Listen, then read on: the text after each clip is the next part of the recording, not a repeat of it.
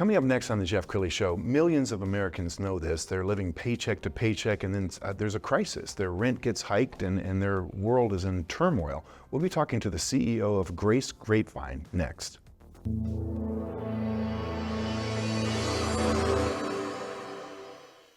Many are predicting that the worst is yet to come, which is unfortunate, said one person here.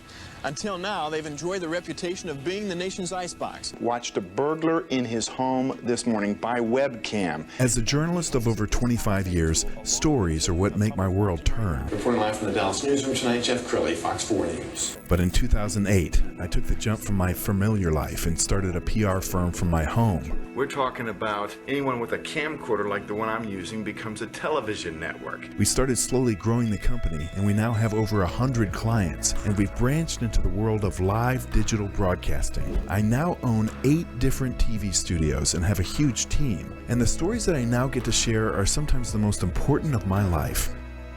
Life has a funny way of coming around full circle. This is the Jeff Crilley Show.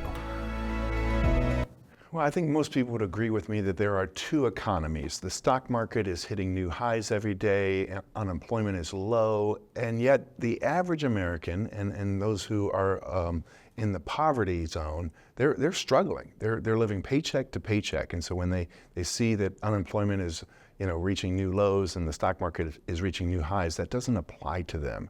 And then something happens, like their rent gets raised, and suddenly they're in turmoil. Rebecca Cox, she is the CEO of GRACE Grapevine. Thanks for coming on the show. Thank you for having me. Yeah, okay, so let's speak to that, because the economy, for the people that you're serving, they could read a headline about the Dow Jones just hit a new high, and it doesn't impact them. Right. Well, and you talk about unemployment being low. Well, we have some individuals, families that have 2, 3, 4 jobs, a double income household, but 4 jobs between them, or a single mom that is working 60 hours. When you look at average rent that you mentioned, it's in the greater Grapevine, Bedford-Euless type area, it is $1,763 is the average rent, and that's just for a standard run-of-the-mill apartment that you would see. And then you look at minimum wage and what that is, and that's 60 hours just to make rent. Wow. So if you're talking an individual trying to make ends meet, and then they're barely making it 60 plus hours just to cover the rent, and then a crisis happens, or the landlord, because their expenses are going up as well, they increase it easily $300, and they don't have the $300. So what option do you have? And so GRACE is in the business of creating an option. Yes, and you guys go back decades. Tell us the origin story. How did it start? Oh, yes, I would love to. So it was a group of churches that each in their own way were serving the community and serving the community well. One church might have been helping with the groceries, individuals, making sure pantries were full for families. And then another church might have been doing direct rental assistance for individuals that we spoke about that are in that hand-to-mouth type situation. But what they found was families were having to travel from church to church to church to tell their story to try to get help. And so this group of churches, in great wisdom, decided to pull together, as the faith community should, and build everything under one roof. And so now when a family is facing crisis, we can really individualize that service, not to just what we have available, but what does that family need? Whether it's from our free medical clinic, whether it's from direct rental assistance, financial aid need, or pantry, or any number of things. Sure. You guys made a great overview video. Let's go ahead and roll that.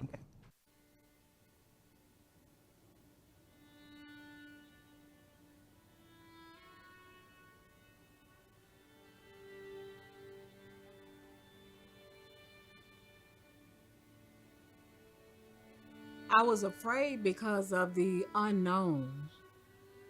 I just lost my main source of income, so funds were tight. Ya se me estaban agotando los medicamentos. I was in a very abusive marriage. There was no light at the end of the tunnel until I came to GRACE.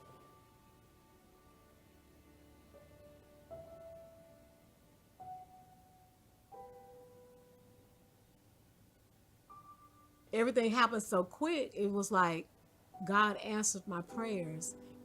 So many people can tell you no, and all it takes is that one person to forever change your life with that one yes, and that's what GRACE was to me. Por favor, consideren donar a GRACE, que es una de las formas que va a llevar salud y tranquilidad a muchas familias del mundo. Gracias.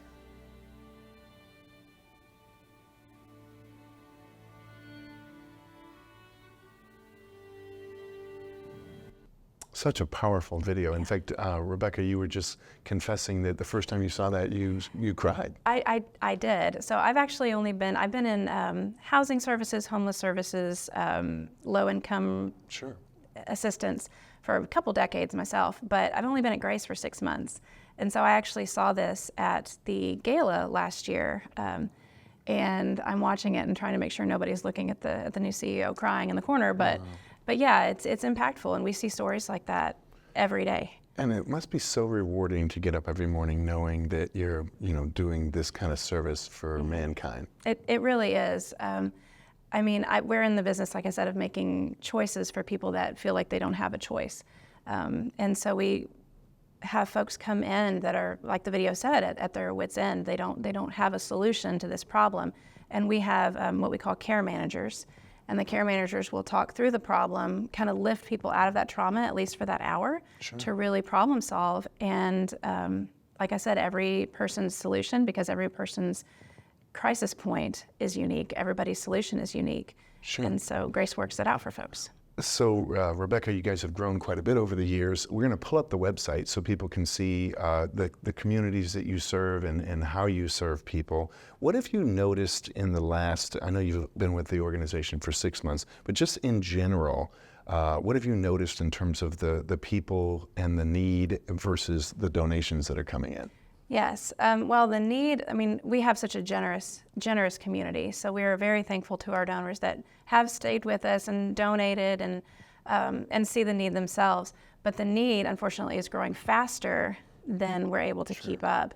We had last year 10,301 individuals come by needing assistance, and that was a 40% or more increase over the year prior. Wow. And I can tell you our fiscal year ends this coming August, so just in a few short months, and I know that we're going to outstrip that number just with the numbers of folks we see at our door. And summers are notoriously slow in general. I know that's true for blood banks. Their donors go away on vacation and stuff. Do you see that over the summer months? We do. Luckily, we have a gala coming up in November, so that is usually a huge success for us, and it helps us to kind of cover through some of those drier months because, as we mentioned, the need is growing, and summer is actually a time when our need increases with families and their kids out of school. Right. And child care costs increase if they even can have child care, in the traditional sense. And food and costs increase. A lot of our kiddos, we actually have a Feed Our Kids program in the summer that we do because a lot of our kids are on the free and reduced cost lunch. Nice. And then when school ends, that resource ends as well. So a lot of our kids are kind of without, and so we fill that need over the summer. Yeah, I would encourage all my viewers to go to their website. There's great videos. There's a lot of information. I found one story that really touched my heart. Let's go ahead and roll that one.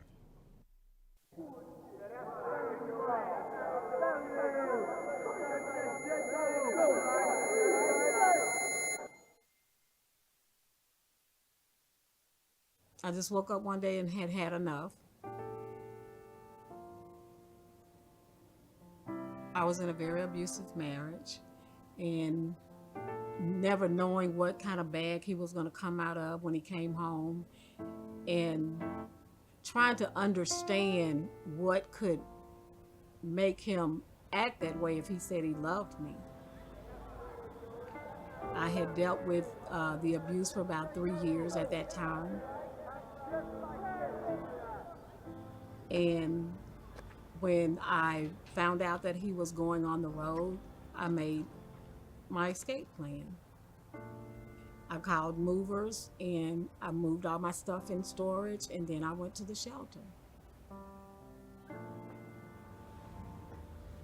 I was afraid because of the unknown. Where was I going to sleep? How long would I be able to stay at the shelter? speaking to some of the other young ladies that were at the shelter, they had nothing but good things to say about Grace, and I knew that that's where I really wanted to go. When I read about the transitional housing and the services that Grace provided, and I gave it more thought, I prayed, and it was the best decision.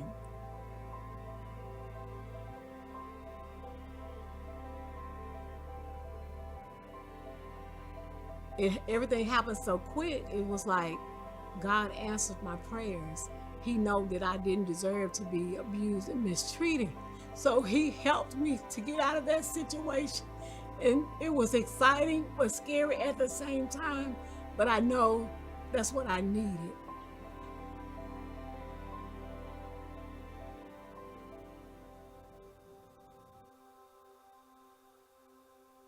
And when I came in, it was like, all of this for me. You know, and I told her, I said, you sure know how to ruin somebody's makeup.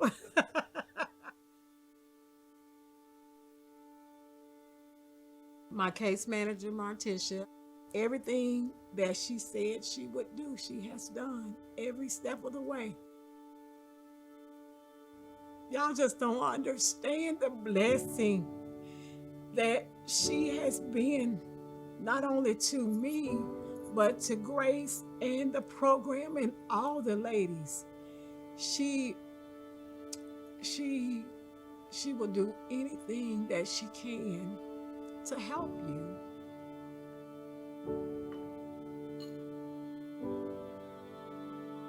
I knew that I needed to get out of that marriage. Grace, they got my back, and they have always had my back since I've been here. You don't have to worry anymore. It's gonna be okay.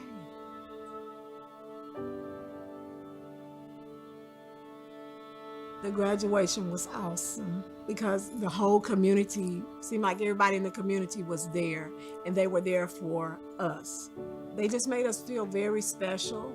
We know that they're the ones that provide a lot of assistance and donations to the transitional housing program. So for all these people to come and say, you did a good job, thank you, that meant the world to me. The Grace community is awesome. Regardless to what your race is, what your background is, what your situation is, they still make you feel loved.